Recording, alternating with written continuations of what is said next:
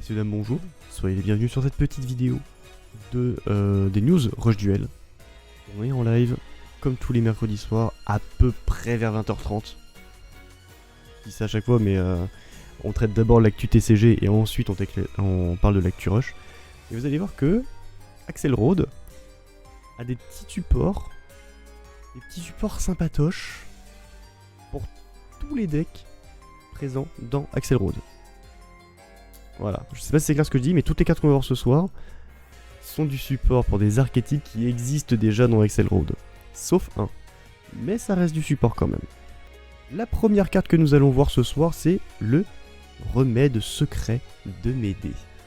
Magie normale, si vous avez un monstre de type magicien possédant l'attributaire de niveau 9 dans votre cimetière, envoyez 2 monstres depuis votre terrain au cimetière. Invoquez spécialement un monstre de type magicien terre de niveau 9 depuis votre cimetière face recto sur votre terrain. Grosso modo, c'est une magie qui te dit tu sacrifies 2 monstres sur ton terrain pour invoquer normalement ton monstre depuis le cimetière. Grosso modo, c'est ça. Alors par contre maintenant des monstres magiciens terre de niveau 9, on en connaît de ce truc là? Bah oui. Oui, la Lover Rush Rare Black Edition par exemple. C'est ça, c'est un monstre terre magicien de niveau 9. Autre support, la semaine dernière, on a parlé de High Tech Dragon. Voici le grand dragon de lumière, qui n'est pas un monstre grand dragon. C'est décevant. Lumière dragon, du coup, fusion de niveau 9. 2800 d'attaque, 2000 de défense. Il faut le dragon de lumière et la vouivre propulseuse. Donc ça, ce sont des cartes utilisées par Yuamu également, comme celle qu'on a vue la semaine dernière. Envoyez les 4 cartes du dessus de votre deck au cimetière. Ensuite, on peut invoquer spécialement un dragon explosion au croc bleu ou un dragon accélération au redémarreur rouge depuis la main ou le cimetière face recto sur le terrain. Ça, c'est génial. C'est une carte qui va vraiment aider le deck High Tech Dragon. Alors, je sais pas ce que fait Dragon de Lumière. Je sais pas ce que fait Vouivre Propulseuse. Mais il y a un monde où ces 2 cartes sont très utiles. Et qui plus est, vont rendre le deck High Tech Dragon encore plus puissant qu'il ne l'est déjà. Très cool. Très cool dans le petit deck à ajouter bien sûr. Éblouissement de la fleur de l'ombre. C'est une piège.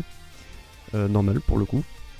En même temps des pièges, à chaque fois je répète, il n'y a que des pièges normaux dans le rush.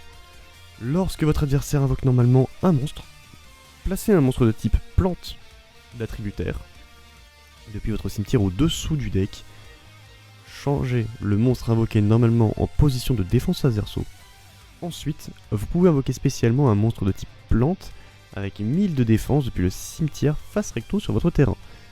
Je veux pas dire de bêtises, il me semble que la plupart des fleurs de l'ombre ont 1000 points de défense. Mais bon, ça permet quand même de te dire, bah frérot, la clé angulaire de ton deck, la pierre angulaire de ton deck, le monstre qui peut potentiellement me tuer, le monstre avec qui potentiellement tu peux faire plein de fusions, bah je te dis non en fait. Je te dis non. Il est face verso, tu peux plus rien faire. Et en plus de ça, je me protège. Ou au contraire, je fortifie mon attaque. On a également donc 3 nouvelles cartes qui pour le coup n'appartiennent pas encore à ce très cher pack qui est Axel Road, mais ça reste du support pour un deck bien connu, le deck Destruction, donc le deck Wyrm, soldat de destruction.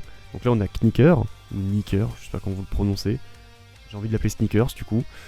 C'est un monstre feu Wyrm de niveau 2 qui a 200 d'attaque et 800 de défense. Sa condition, révélez un monstre de type Wyrm dans votre main, ce qui va vous arriver fréquemment si vous utilisez le deck. Envoyez les 3 cartes du dessus de votre deck au cimetière. Ensuite, si vous avez un ou plusieurs monstres de type Wyrm feu parmi les cartes envoyées, vous pouvez ajouter un Boker, soldat de destruction, depuis votre cimetière à la main. Et c'est qui Boker? Ça c'est une question que vous pouvez me poser. Bah Boker c'est lui. C'est un monstre feu Wyrm également de niveau 2, comme son comparse. 200 d'attaque, 800 de défense, je crois que c'est la même chose ou c'est inversé, je sais même plus ce que je dis. Vous avez Nicker, soldat de destruction, face recto sur votre terrain. C'est bien parce que tu peux invoquer depuis le cimetière grâce à Nicker. Envoyez les 3 cartes du dessus de votre deck au cimetière. Ensuite, si un ou plusieurs monstres Wyrm feu sont parmi les cartes envoyées, vous pouvez ajouter une carte magie de terrain et ou une carte magie d'équipement depuis le cimetière à la main. Ça va tranquille? Non vraiment, ça va? Il y a une magie de terrain qui nous dit... Tu vois la carte magie fusion? Bah, j'en ai pas besoin. Et du coup, ça nous donne une petite invocation fusion. Avec eau de Chaos, princesse jumelle de destruction. Monstre feu Wyrm fusion de niveau 9 qui a 2800 d'attaque et 1600 de défense. Il faut Nicker et Boker. Ah bah ça tombe bien, ils sont sur le terrain. Durant le tour de votre adversaire, les cartes magie piège sur votre terrain ne peuvent pas être renvoyées à la main, au deck ou à l'extra deck par des effets de cartes. C'est quoi le problème, Konami? Est-ce que vous nous teasez? Je me demande si j'ai pas déjà fait la remarque. Est-ce que vous nous teasez le pendule dans le rush? Puisque ce sont considérés comme des cartes magie piège. Est-ce qu'ils peuvent nous les renvoyer à l'extra deck? Je me pose la question, pourquoi? Quoi qu'il en soit, l'effet de ne pas renvoyer les cartes, peu importe où, hein, de juste les enlever du terrain, c'est génial. On va pas se mentir, c'est génial. C'est un très bon effet. Donc ouais, là on a le droit à 3 cartes. Alors, au moins 2 cartes qui combattent extrêmement bien et qui ne prennent pas trop de place dans le deck. Une petite tech en plus pour le deck Wyrm qui ne mange pas de pain et qui honnêtement je trouve a sa place dans le deck. Et nous avons une dernière carte.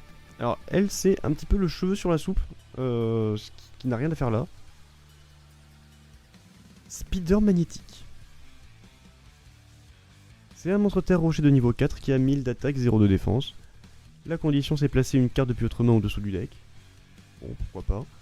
Ajouter un monstre de type rocher avec 2100 de défense ou un monstre normal de type rocher depuis votre cimetière à votre main.